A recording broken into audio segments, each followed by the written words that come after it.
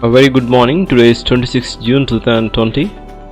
Today there are 4 articles of the Hindu editorial page. The first article is regarding the myopia of 2020 hindsight. This article is judging the history through the prism of a present can be very damaging of the foreign policy formulation, and it also focuses upon the historical perspective, limiting the room for maneuver. The second article is regarding the China is being aggressive along the line of actual control, the steps and norms, and what are the reasons behind the aggressiveness of China along the line of actual control had been discussed. And the third article is the senseless deaths of a Tamil Nadu custodial death for the failure to have guidelines as to have handle the lockdown violations. Fourth article is the pandemic is still going on, but the tennis is returning in a couple of months. In an open page, there is a good article regarding the online learning replacement of the school classroom. The cartoon of the day, it replicates that as a coronal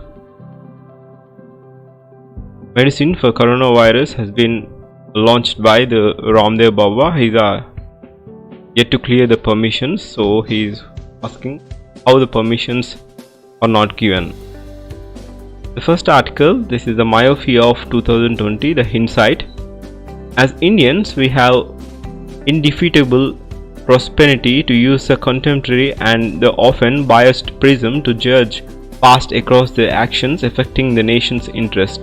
There is an unsaturated assumption that in taking certain decisions or in pursuing certain policies, these actors had the perfect astrological capacity to weigh the consequences and divine the changing context in which those actions would play out. We all have to make intelligent assessments of future trends and developments, but these are mostly educated guesses at the best. But we expect a perfect power and predication of our leaders and decision makers. When things work out differently, as often do, because the circumstances have changed, we proceed to flay them for having let the country down. We profess perfect vision of 2020 in the hindsight, but are truly myopic in our perspective. This is regarding disengagement in Siachen. Recently, there has been receiving a wisdom by the hindsight. India's relations with Pakistan are at an all-time low, so everything remotely positive that may have occurred in the past becomes suspect. Those given the task of implementing the most or the more hopeful policies during a certain phase of India's relationship with Pakistan then are turned into villains. In the specific case against involving the author of this is personally, viral messages on the social media accuse him of being an instrument of Manmohan Singh government to hand over the Siachen glacier to Pakistan during the negotiations with Pakistan when the foreign secretary was forced. There are selective quotes from his book and mischievous interpretations being circulated to promote this utterly false narrative. The disengagement of India and Pakistan forces from Siachen has been on the agenda of India-Pakistan talks several years under several governments. The sticking point had been Pakistan's refusal to agree upon the actual ground position line from which the forces of two sides would withdraw. A new position negotiated between the two sides. Pakistan finally conceded that disengagement would be done in phases with less risky areas in the first phase and other in subsequent phases. Disengagement is not surrender, just as the presumed current disengagement between India and Chinese forces does not imply surrender our territory. The proposed agreement could not be pursued because of the Cabinet Committee of Security failed to approve it. It is not formulated by the Foreign Secretary alone, but the government system as a whole. It was also put aside by the same system. That was the end of that matter. Whether the idea itself was given that unfortunate and hostile trajectory of India-Pakistan relations have taken the keen since and the matter in the context of then state the relationship that was the initiative demand worthwhile. The torrent of criticism that we now witness would then apply to several other instances. Should former Prime Minister Atal Bihari Vajpayee have undertaken the bus ride to Lahore in 1999 in the light of what we know now in Pakistan coincidental plans to capture the heights over Kargil, was his hand of friendship speech in Srinagar in 2003 based on a romantic idealism? Now that we are convinced of Pakistan's perfidy, does the Prime Minister Modi unscheduled visit to the Lahore in 2015, the image of his walking hand in hand with the Pakistan Prime Minister Nawab Sharif, counted as unmitigated folly or as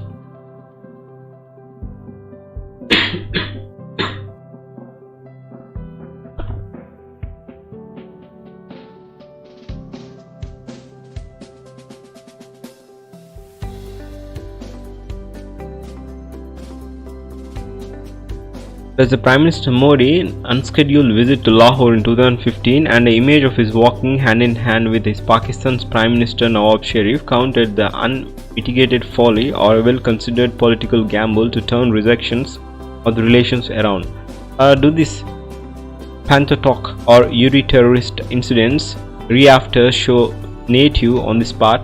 Worse should have we accused him endangering India's security because we are lulled into trusting Pakistani's goodwill. How should we judge this highly publicized summit with Chinese President Xi Jinping in the light of what we have just gone through Galwan? These decisions may still have been commended even if they may have turned sour because at the time they were taken, they promised to reorient India's Pakistan and India's China relations in a positive direction. A historical perspective that the author wants to point out here is this: the tendency to be wise even after it can be very damaging to the formal foreign policy formulations. The fear of being proved wrong may paralyze diplomacy. One should always have a historical perspective when formulating policy so that we'll never learn from what turned out to be correct decisions and what turned out to be errors in the judgment. But such a success or a failure can only be properly assessed in the light of then historical circumstances and then regional and international environment. We cannot judge the history through the prism of the present. The great strength behind India foreign policy had been a broad national consensus it has also enjoyed across its certain continuity and coherence. Despite holding various leaders to account for this or through the error of judgment, there has always been a great acknowledgement or through irrespective of their ideological or political persuasion, such governments have upheld India's interest firmly and judicially. The limiting room for maneuver, it is sad that to see the new foreign policy had also fallen victim of the very narrow and cynical jousting in domestic politics. This can be very damaging to the intelligent and careful foreign policy making. If the policy makers constantly have their eye on how something will play out domestically, then we will not be able to uphold the nation's larger interest. For example, Pakistan has become a domestic political issue which presents any kind of sober and well-considered posture towards their neighboring country. We thus limit our room for maneuver. One is proud to have the privilege of serving this great country as a representative, as a foreign secretary. That do not take the heart the barbs of bearing through me, but let me not say that in his long service he admired each Prime Minister and have served under. Not for the moment he also ever felt that one should be uphold for the country's interest with firmness and importantly with the passion. This article was penned down by Shyam Saran, a foreign secretary, and is currently a senior fellow for Center for Policy Research. This article he says that the Siachen Glacier and Pakistan-India ties. Second article is regarding why China is being aggressive along the line of actual control. The ongoing tensions along the line of actual control pose the biggest national security challenge to the New Delhi in at least 20 years. The clashes in Galwan Valley in eastern Ladakh have claimed 20 Indian lives, the first incident of fatalities on India-China border in 45 years, China has revived its claim on entire Galwan Valley and had asked India to pull back the images of the area. Satellite images in the public domain suggest that the China has set up a defense position in the valley as well as disputed fingers at Pongong So. Both sides are engaged in the face-off at Hot Springs. Despite multiple rounds of military-level talks, tensions are unlikely to ease given the complexity in the ground situation. What led to the current situation? In 2017, India and China agreed to amicably resolve the Doklam stand-up that lasted for more than 2 months. No blood was spilled then and no shots fired. The National Democratic Alliance government led by the Prime Minister Modi had been very careful not to upset Chinese domestic and geopolitical sensitivities, barring occasional joint statements issued with the leaders from the US and Asia Pacific countries reasserting India's commitment to freedom of navigation. A veiled criticism of Chinese claims over the South China Sea, India had stayed away from criticizing China on controversial topics, whether its de-radicalization camps in Xi Jinping crackdown on the interests of Hong Kong or disputes with Taiwan. Yet China chose to increase the tension along the line of actual control. And the question arises, why? Salami slice strategy, one popular argument of China's move, driven by local factors such as India's infrastructure upgrade and its decision to take or change the status of Jammu Kashmir and Ladakh, was reckless. For some square kilometers of land, this argument goes, China had lost India strategically to the west. Several experts have claimed that the tension on the border had driving India deeper into the strategic embrace with which the US, but it's not only simple as it seems. There is a clear shift in Chinese foreign policy post the COVID-19 outbreak. It is seen that Chinese rising tensions over the US, its threats against Taiwan, repeated naval incidents in the South China Sea, and a new security law for Hong Kong. These tensions along the line of actual control are part of this shift. To understand the shift, one has to get the sense of sources of Chinese conduct. Today, China is an ambitious rising power which wants to reorient the global order. Unlike the Soviet Union of 1940s, in the early stages of Cold War, China is not an ideological state that intends to export communism to other countries. But like the Soviet Union of the post-war, that is World War, China is a new superpower on the rise. When it was rising, China had adopted different tactical positions: hide your capacity and bide your time, peaceful rise or peaceful development. That era is over. Under President Xi Jinping, the China would think that they have arrived with the global economy in doldrums. Globalization is irrecoverable crisis accentuated by the COVID-19 outbreak, and the US is under isolation. President taking the most aggressive position towards the China since Richard Nixon. Beijing believes that the global order is at the breaking point. It is a fighting back that what the game theorists call salami tactics, where the dominant power attempts to establish its hegemony piece by piece. India, and in one slice in the salami slice strategy, the perception of the decline.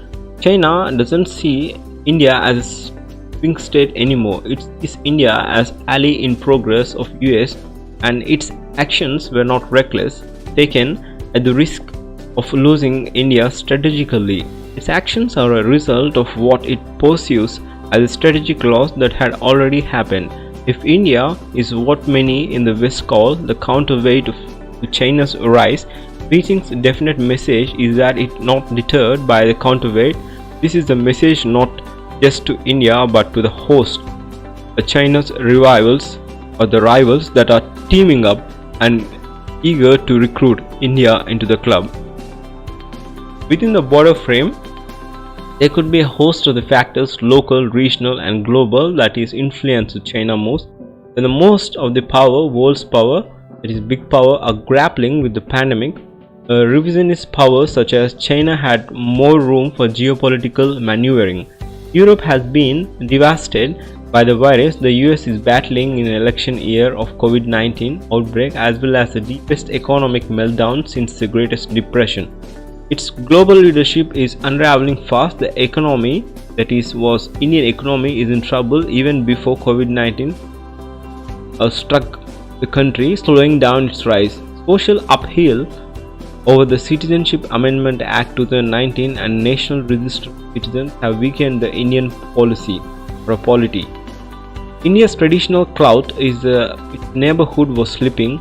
Tensions with Pakistan have been high, keeping the troops occupied in the border areas. Nepal raised boundaries issue with India. Sri Lanka is diversifying its foreign policy, and China is making deep inroads into that region. And Bangladesh was deeply miffed with CAA. Even in Afghanistan, where Pakistan, China, Russia, and US are involved in the transition process, India is out. More important, last year Balakot airstrike was strategical disaster. It may have helped Modi win the re-election, but there is no evidence that proved Indian strike hit militants. India lost a jet of neighbor and its pilot was captured and later released by Pakistan. The whole operation exposed the chinks in our armor, eroding India's deterrence. The confluence of these all factors with a point to decline, country's smart power allowed China to make aggressive moves along the line of actual control. This is a strategic trap India has reached partly because of the lack of depth and its strategic thinking. A deep embrace of declining US is not a solution, as many argue, rather it's a part of a problem. Pakistan embraced a steadier US during the Cold War to check India. What happened to Pakistan thereafter should be lesson for India. What India needs is a national security strategy that's decoupled from the compulsions of domestic politics and anchored in the neighborhood realism. It should also build up a stand-up to the Chinese bullying on the border now, with a long-term focus on enhancing capacities and winning back its friendly neighbors. There is no quick fixes in this time regarding why China had been aggressive along the line of actual control, and its moves are influenced by the host of factors. The third article, Tamil Nadu custodial death flagged the failure to the guidelines to handle the lockdown violations. Even for a country as injured to custodial violence as India, the death of father-son duo arrested for lockdown violations in Tamil Nadu is distressingly senseless. P. Jayaraj, of 58 years, a timber trader, and his son J. Benix, 31 years, who ran a mobile phone serving and sales center, were arrested for allegedly keeping the outlets open after the permitted hours at Kattakulam town in Thoothukudi district and remained to judicial custody. The police claim that they took ill of successive days while being lodged in a sub-jail and breathed their last in the hospital. In a swift response, the Madhuri bench of the Madras High Court, which took the suo motu cognizance of the death, had decided to monitor the progress of the statutory magisterial probe. It has also asked the status report from the police and also directed the autopsy be videographed. Chief Minister Edapani K. Palaniswamy has announced a compensation of 10 lakh rupees, while 2 sub-inspectors have been suspended as an inspector placed on a compulsory wait. The mere suspension of police personnel involved in an inadequate response to incredibly wrong abuse of the authority by the law enforcement machinery. The police should register a case of murder and the matter taken over by the independent agency of the fair investigation. Custodial deaths are often the result of the pervasive use of torture in India's police stations for extracting admissions of crime. If the death of Jayaraj and Benix are untimely established as custodial murders as a result of torture or assault by the police, it would be only to mean that the problem is much deeper than a mere lack of professionalism in investigative methods. It might also indicate a different pathology among the police officials that makes them inflict violence and harm against the weak. Since the early days of current lockdown, there have been innumerable reports, often backed by the video footage, of the police and officials attacking citizens in the name of enforcing restrictions, awarding personalized punishment in violators, and sometimes kicking over the curtains or the carts containing items for sale. In this case, the father was thrashed even before being taken for the police action.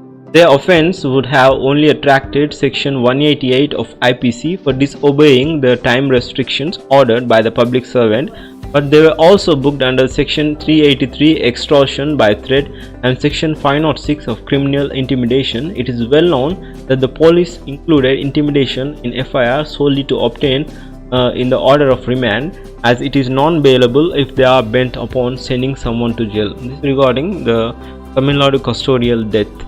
The next article is shut and open.